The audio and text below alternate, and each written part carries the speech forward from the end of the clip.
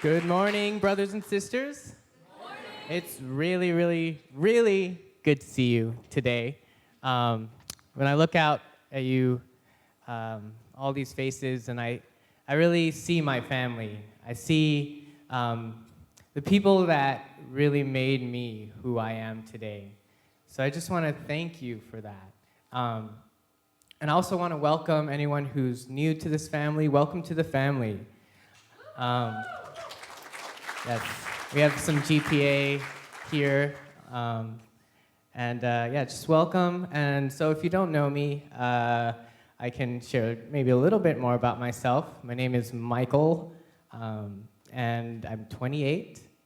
I have mom and dad. One is here. My dad's name is John Holmes. He's always playing piano, never asking for acknowledgement. My mom, Sally Holmes, she's in Malaysia, visiting family. And my brother is named Jerry. I don't think he's here today. He was in Chicago. He just got back this morning. Yeah, it's okay, actually, if you confuse us, because I often do it myself. Actually, there's this, maybe you can go to the first slide. Cool. So I just took a picture of like some of the stuff that I had on my wall, and I'm like not sure about these baby pictures. It could be Jerry, who knows? Maybe my dad does. And so of course you've met my wife. She's the wonderful MC, Sarah Holmes, and my wife gives me a lot of joy in my life, and yeah, I just really appreciate her. Also, as far as what I do with my time, I split my days. Half the time I'm kind of working. I have a business where I sell T-shirts, and then half the time I also spend reaching out and trying to connect with people. And if you're wondering about children, we have two beautiful, beautiful guinea pigs. So, yeah. Their names are Nico and Little Pig. Maybe you'll meet them someday. So, I just wanted to also thank Jacob and Harumi and the band for doing my request song, Somewhere Over the Rainbow. And who knows, actually, where that song came from? This is like a pop quiz. Who knows where that song? Wizard of Oz. So my talk today is called There's No Place Like Home, which is a quote from the Wizard of Oz. You can go to the next slide. And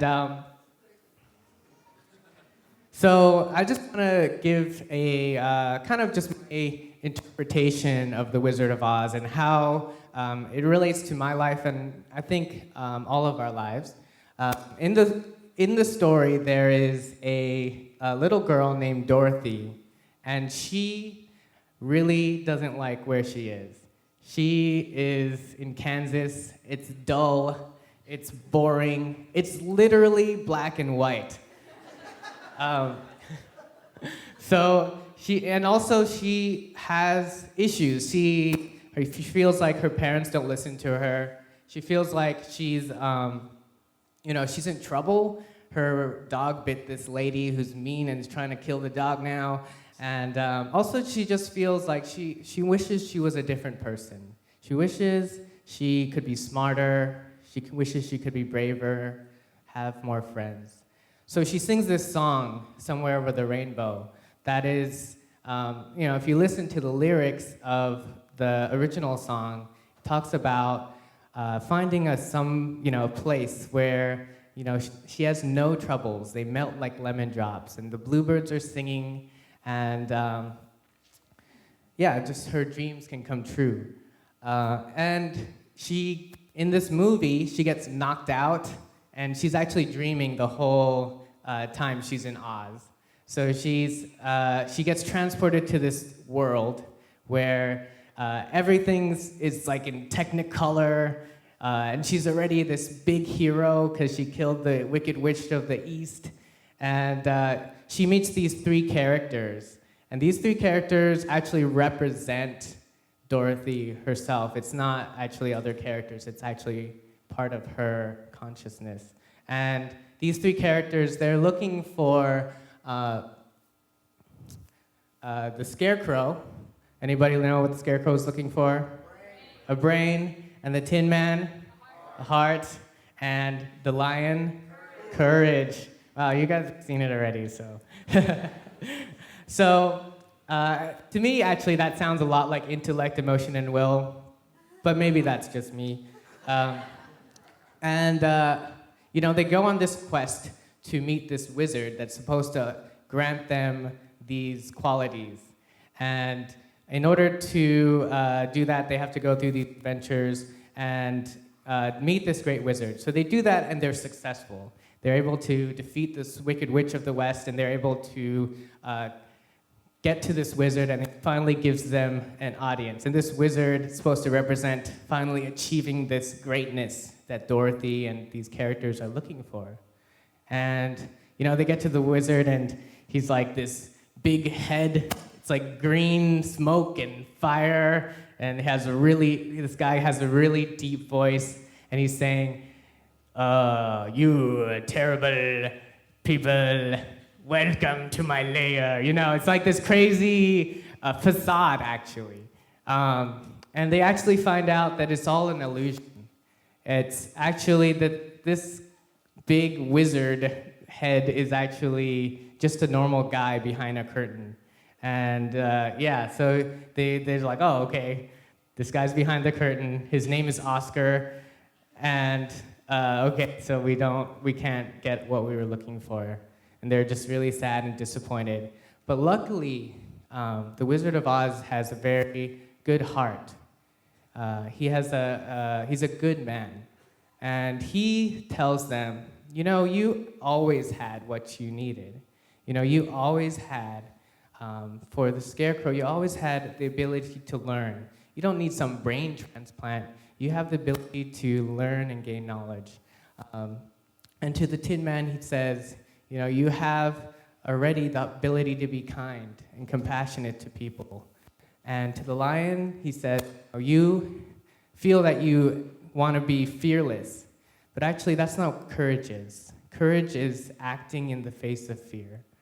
And Dorothy finds out at this point that actually, she wanted to go home, but actually she had the ability the whole time to go home. So I think, brothers and sisters, when I think of this story, it's like a lot of times don't we also feel that we want to be great and have it's like, man, if I wish I just was little, if I was smarter, I don't have to be Bill Gates, but if I was that smart, I'd be so, we'd have all the money we would need, and, we would be happy.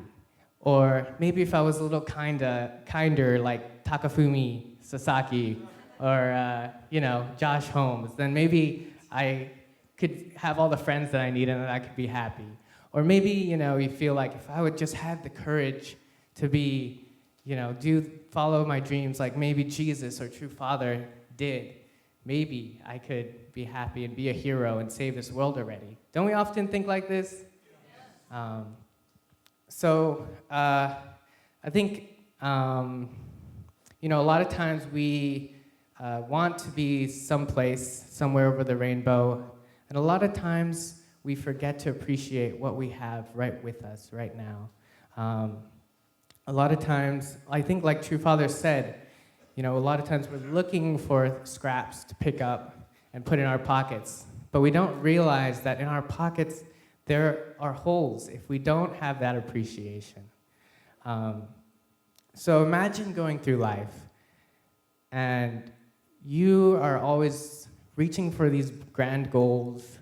You're trying to, do self-improvement and growth and earn a living and all these things. Imagine going through life and you reach your deathbed and you realize that what you really wanted in life was always within your grasp. Wouldn't that be just terrible? Right? So, next slide. So these are the top 5 regrets that people have on their deathbed. So I was thinking maybe we can try to read this together, kind of like the family pledge, but it's not the family pledge. Okay, so 1, I wish I had the courage to live a life true to myself, not the life others expected of me. 2, I wish I hadn't worked so hard. 3, I wish I'd had the courage to express my feelings. 4, I wish I had stayed in touch with my friends. 5, I wish I had let myself be happier. To me, these are all things that it's not something that, I wish I had a nicer car, or like, I wish I had worked hard and gotten like this awesome $1 million home, These are all things that we can really reach out. If we have the courage to do right now, we can reach out and get, we can stay in contact with our friends. We can reach out and express our feelings. We can be our true selves. We just have to have the courage, right?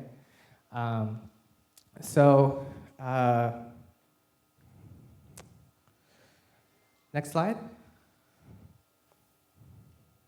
So of course, growth is still important. I'm not trying to tell you that you should stop growing and you should, give up on your goals. But I think often we prioritize growth over love. And that's actually why I really like this version of the song that Jacob sang, because it mixes What a Wonderful World into the song. And the song goes like this.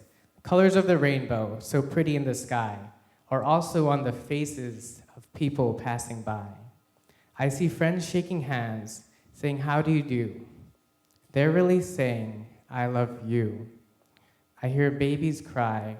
I watch them grow. They'll learn much more than we'll know. And I think to myself, what a wonderful world. So brothers and sisters, what a wonderful world we live in. We just have to recognize it. And we also have to recognize that we have the ability to be happy now.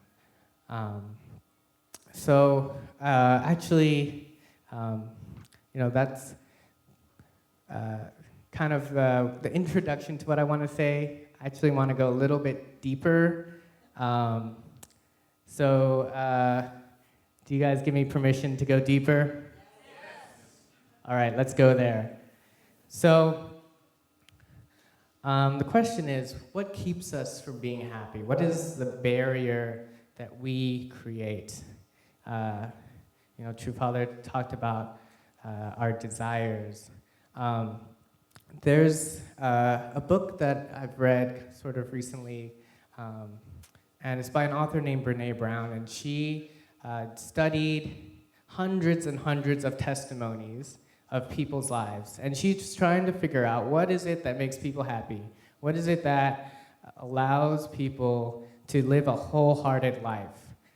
And what she found when people were sharing their testimonies, that there was one thing that kept coming up, especially with people that were struggling to be happy and not happy versus those who were. And those who weren't happy, they all had this kind of very strong presence of this quality. So next slide.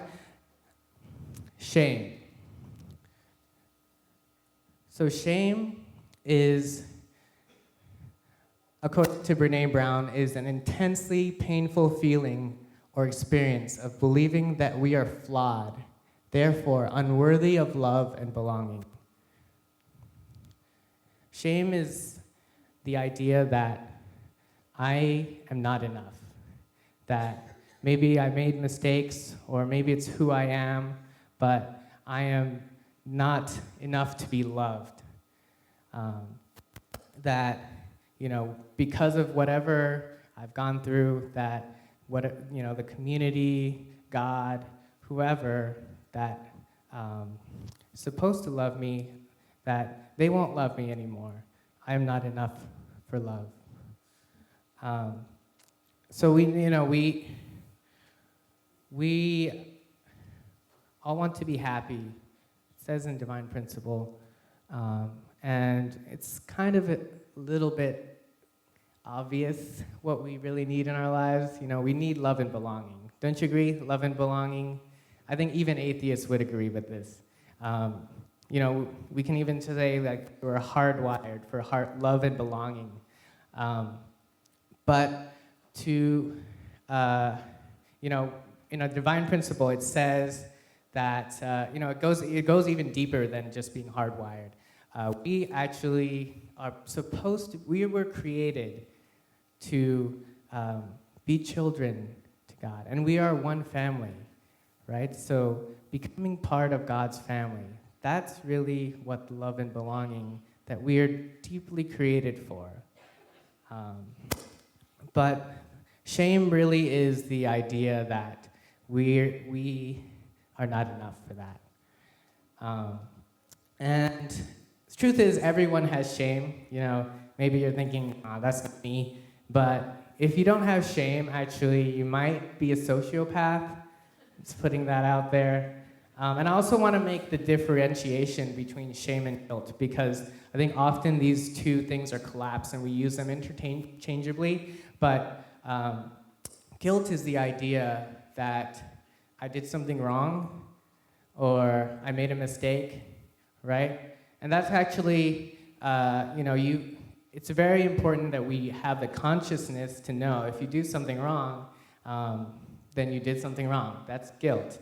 But shame is the idea not just that you did something wrong, that you are wrong, that you are bad, that you are a mistake. And often, I think we think of shame sometimes as a tool to help people on the right path. But actually, Brené Brown says that there are no good studies on shame as a tool for teaching, but instead shame is correlated with addictions, depression, eating disorders, violence, bullying, and aggression. So, really, if you're in an elder position for somebody in your life, nobody's perfect, but I just would suggest thinking twice before, calling them a loser or a failure, or even comparing a person to somebody else, because really that could be hurting them more than helping them, So anyway, the truth is though that I think often we shame ourselves more than anybody else. When we talk about Divine Principle and we talk about sin, right? So sin in the Divine Principle is defined as an act committed that is wrong and against God's will, right? So when we talk about that, we have a certain process in which we must restore ourselves, apologize, repent, indemnify, right? But nowhere in Divine Principle does it say you become your sin. So really, when we talk about shame and we talk about what is it that God created us for, what is God's perspective on things, is that he created us in order to be his sons and daughters. And a parent who has the heart of God is never going to disown his sons and daughters. The parent is always going to be reaching out, trying to connect with his sons and daughters. So really, shame to me is the first fallen nature, not seeing from God's viewpoint. So actually, throughout history, if you look at all these providential figures, a lot of you can actually look at it in the context of shame. You talk about Lucifer, right? He didn't feel like he had enough love, right? He felt lack of love, and then he betrayed God. Also, in the beginning, Adam and Eve were naked and unashamed. It says this in the Bible. And because of the fall, they are the ones who ran away from God.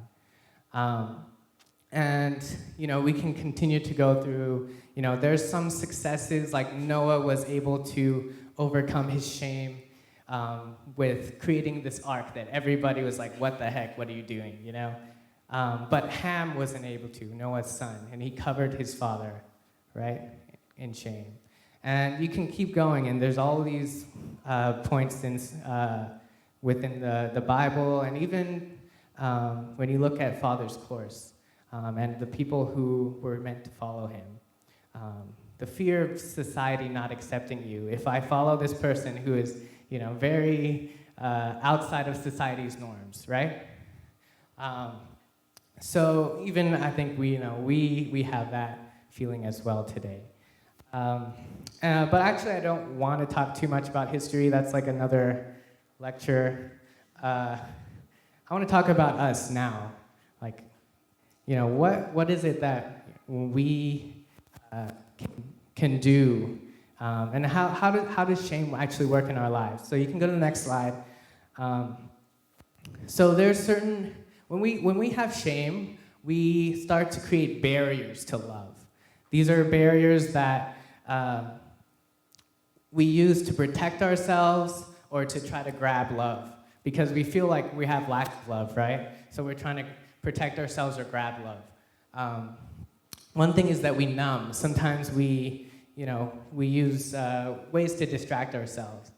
It could be video games, could be little comforts like eating, watching TV, or it could be more serious things like drugs and alcohol, or Facebook.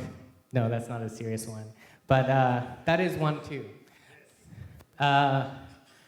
So that's one thing, and also we tend to create this mask of ourselves, kind of like the Wizard of Oz, right? He's not this great, powerful, amazing, always, happy guy. He's not as he presents himself, right? And now today we have a great tool to do that. It's called Facebook. And so, we post all the, we're all the happy points in our lives, even though that's not who we are. And we think that, oh wow, like everybody's having such, great time, and my life isn't like that, right? And using Facebook a lot tends to actually make us depressed. So we put on masks, and another thing we do is we run sometimes. I think for me that was really what I did in my life.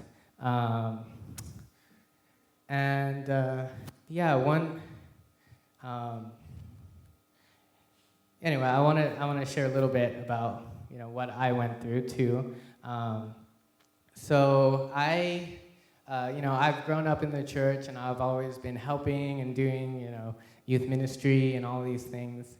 And I started actually helping more and ended up becoming kind of a full-time person at church. And, of course, there was this huge meltdown and all these things. And even after that, I still tried to help as much as I could. But the thing was that slowly, after maybe a year after the whole thing, like I started to feel shame in that I couldn't reach out to all the brothers and sisters. Like everybody was just leaving in droves, like all the people that we invested in all this time. And I just felt like, wow, I'm such a failure. I'm so incompetent, And really just feeling that I started to run. I started to be a person who still came to church, but never really participated in anything. I called it a break, taking a break. Have you guys heard that one before? That lasted for actually a few years. It was just very hard to just feel like I could show my face and just be comfortable, because of that feeling. But I just want to share one thing, one experience that I had with one person, and the person's Ira Thompson. She, our beloved sister, she passed away a few months ago, but, she always came to Pasadena House when I was working there, like, every day almost. And she was one of those people who was always out there, like, witnessing and just being like, hey, let's go out to PCC and let's, witness. And, I was kind of like managing a lot of things, and I was kind of hesitant. And to be honest, it was like I felt like she probably had the right idea, but I was too nervous or too scared to do what she was asking, right? So, I knew in my heart that she was right, but, I was resisting and being like, okay, no, we're gonna get organized, and we gotta do these structures and all these things, right? And anyway, that was when I was working there, and then, later on, after I was, kind of not really helping anymore, I came to Pass House just to do something small. I don't know what it was exactly. And Ear Thompson was there, and then she, I was like helping Uncle George, and Uncle George was just kind of joking around. He was just like, oh yeah, Mike's negative now. And he didn't know I was, but I was.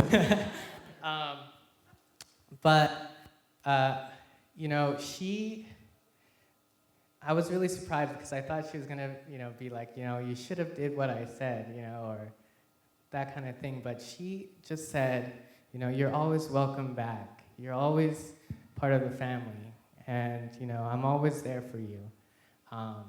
That really touched me, and it just, even though those were just a few words, like it was probably like 2 sentences. I think that's a big reason why I'm here standing today. So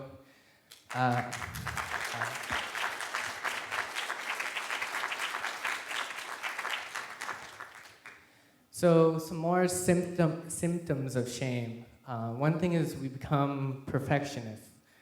A lot of times we try to become people who never make mistakes in order to avoid being disapproved, right? Because we're afraid that if we start to make mistakes, if we don't keep up this perfect persona that we're creating, then we end up becoming, not accepted, right? So that's what drives us. Also, another thing is we have a tendency to create certainty. We don't want things to not be in our control. Because, this world is so, we don't know a lot of things. We don't know when we're gonna die, when we're gonna pass away, and we don't know everything. And that's part of the beauty of the world. But I think a lot of times we start to control things in order to feel that we are in control of our lives. But when we actually have love in our lives, then that doesn't become so much of a necessity. And finally, we let shame wreak havoc in our relationships. The people that are closest to us, we really expect love from them a lot of times. And, especially like our spouse or our kids, or, whoever's really close to you, we expect that love. But if we don't feel love unconditionally from God, a lot of times what happens is when we don't feel love, we start to get desperate, and we start to try to grab it, and we start to say, like, hey, why didn't you, make this the way I like it? And you start to think that that is what represents the love that this person is supposed to give you, right? And then that person starts to think, oh no, this person isn't like receiving the love that I'm trying to give, and you start to feel inadequate. And it starts to get a downward spiral, and we start to get these behaviors called, there's different ways to call them, getting and protecting behaviors. John Gottman, very famous marriage counselor, he calls them the 4 horsemen of the apocalypse. But they were very good predictors of divorce. But there's blame, criticism, acting like a victim, disappointment, lying, and actually also running from your spouse or whoever it is. Anyway, that's how shame can impact our relationships. And if you want to learn more about that, I think a good book to read is called Real Love, and it talks a lot about how that works. So next slide. So I talked about symptoms of shame, and I want to just kind of go quickly through the different types that Brene Brown kind of classified 12 different categories of shame. And when I'm reading these, you might feel shame, and it's okay. But just, bear with me. So motherhood, fatherhood, maybe you feel like you're not enough if you can't have kids, or you haven't had kids yet. Money, finances, work. Maybe you feel like you're not enough if you aren't making enough money, or you don't have the possessions that you want, or the house that you want. A lot of times in our society we define who we are by what our work is.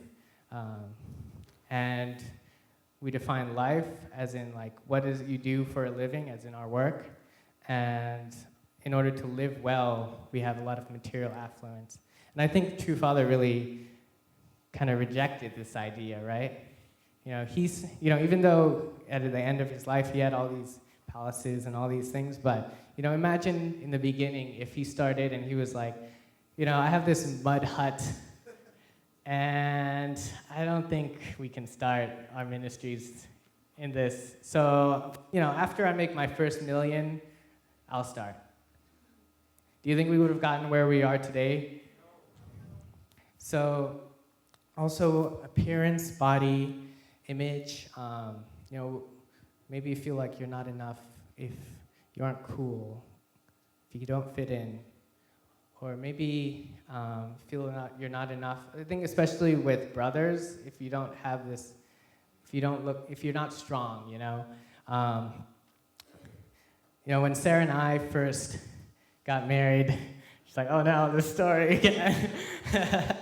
But when we first got married, there was this one experience that I was kind of, with all the workshops and stuff, I was like, I want to share my heart with my wife, and I ended up crying, and actually I felt that she didn't accept me at that time as, I felt like she was really shocked.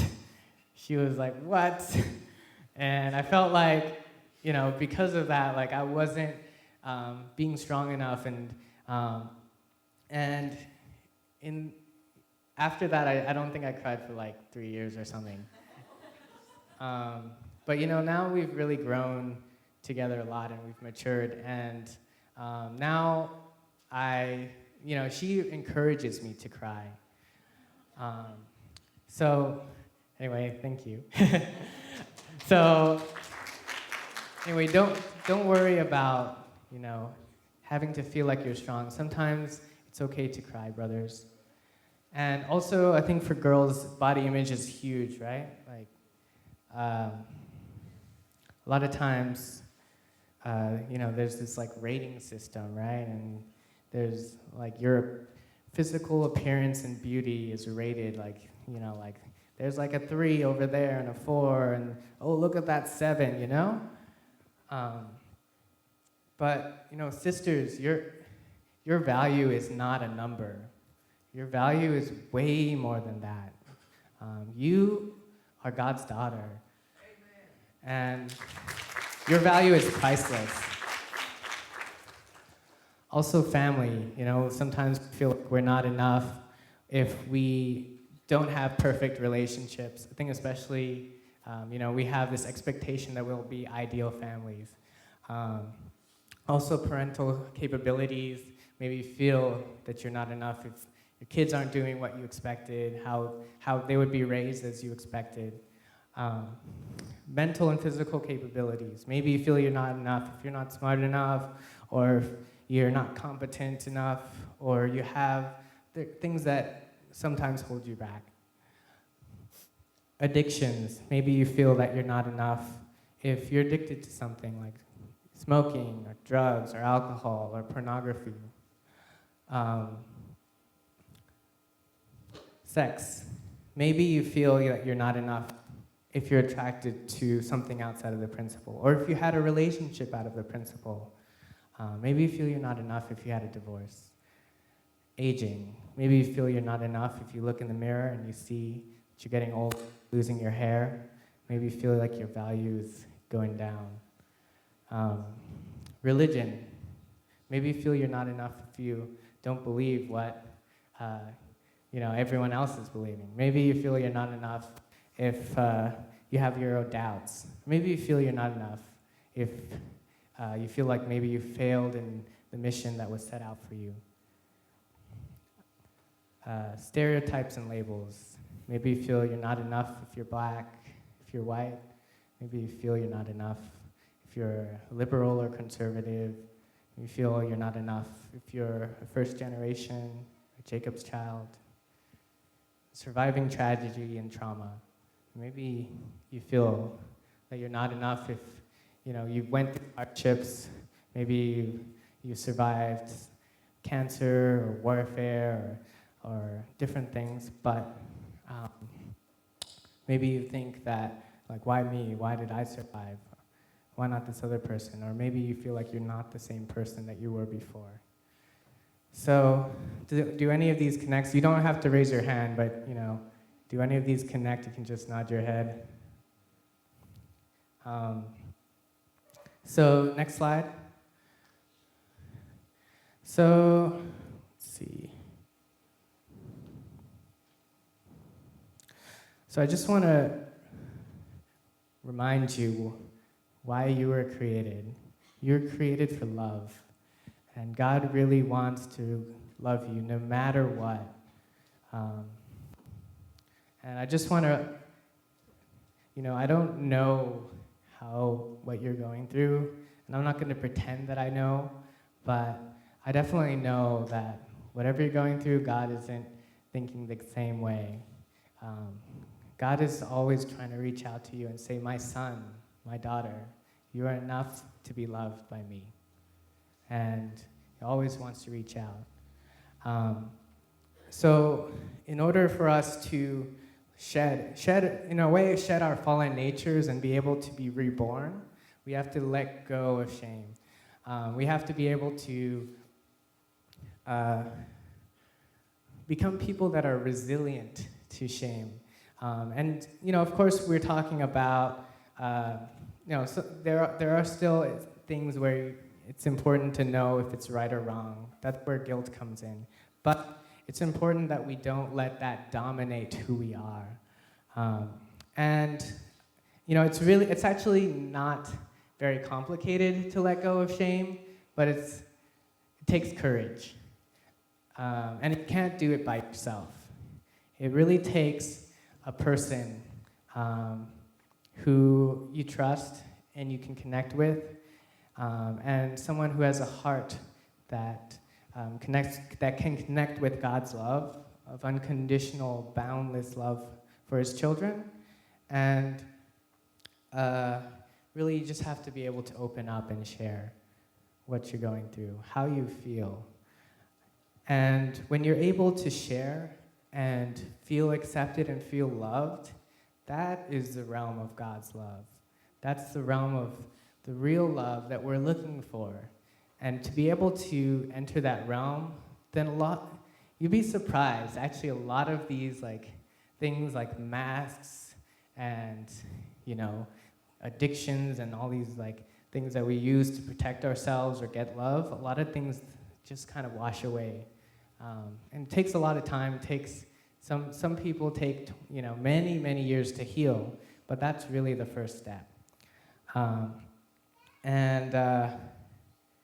just want to give a shout out to Jason Halal back there. He was up here and he didn't share what he was going through, but he shared that he shared with his parents, right? And he was really scared. But he went to his parents and he said, I'm going through this. And they were able to love him in the way, I think the way that God loves us. So, it's really scary, I think, but remember what the regret number 3 was. The regret number 3 was, I wish I had the courage to express my feelings, right? So we have the opportunity with this great community. There's lots of small groups. You can talk to me after if you need help finding somebody. I'm available. But really, when we're able to share that, then we can create this realm of heart that God really wants for us. And we can stop just keeping all these secrets to ourselves and really become the people that God wanted us to be. And actually, you might be worried about if we just focus on our feelings and, just share our feelings, when does growth come in? When can we start following divine principle and educating and all these things? I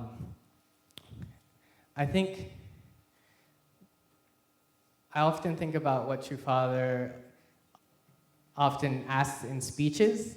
He asks, which comes first? Love or life? And what does he say? Love. And, he says love because, before we were born, our parents loved each other. And through that, we were born, right? But, when we talk about rebirth, we also need to be born through love again in order to be able to even accept divine principle, accept the teachings that will allow us to grow. First, we need to be connected with God's love.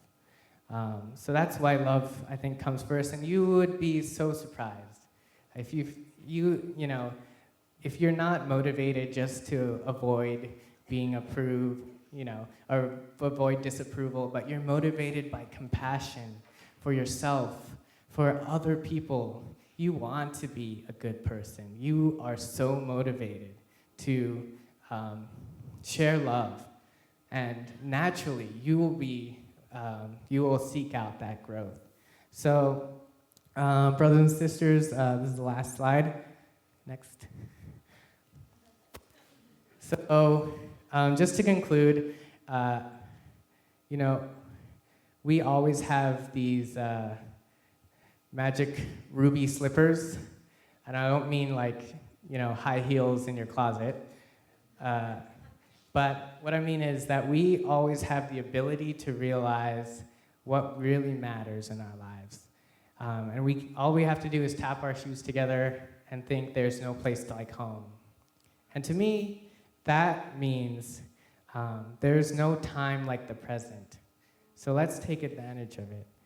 And there's no person like you. So really just believe in yourself. And there's no story like yours. So tell it. And there's no people like the ones next to you right now. So do good by them. And there's no people that are as valuable and close to you as your own family. So let's reach out to our families. And I think really all of this is made possible because True Father has shown us that there is no power like love. So please join me in prayer. Dear Heavenly Father, thank you so much for this day. It's a beautiful, rainy day. And you're really, I think, pouring out your love for your creation, and also for the love that you have for us, really pouring it out through just these different experiences that we have every day with the people that are around us. I pray that you can be with us, that you can connect with us, and that we can overcome our fallen natures, that we can be the people that you can. I know sometimes you may feel sad that we haven't, not sad or just not disappointed, but you really feel, man, I wish they could just see me, that they could see how much I love them. So I pray that we can really open our hearts to that love. So I thank you, and I report in the name of Michael and Sarah Holmes, a Blessed Central family. Aju.